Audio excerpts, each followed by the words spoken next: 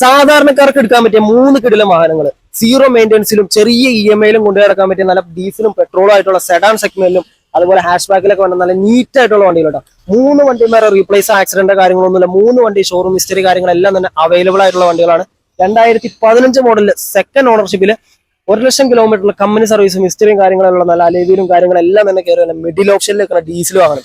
22 kilometre mileage കിട്ടുന്ന നല്ല കിടിലൻ ബോഡി ബേസിലാണെങ്കിലും വേറെ സ്ക്രാച്ചോളോ ആക്സിഡന്റോ ഒന്നും ഇല്ലാത്ത നീറ്റ് ആയിട്ടുള്ള വാഹനം വെറും 4,50,000 ബഡ്ജറ്റിൽ നിങ്ങൾക്ക് സ്വന്തമാക്കാം. അതേപോലെ തന്നെ നല്ല ക്വാളിറ്റി ഉള്ള ഒരു ഡിസൈർ സെഡാൻ സെഗ്മെന്റിൽ തന്നെ 4 പുത്തൻ ടയറോട് കൂടി കയറി തന്നെ റീപ്ലേസ് വർക്കുകളോ കാര്യങ്ങളോ ഒന്നും ചെയ്യാത്ത സിംഗിൾ ഓണർ വണ്ടി.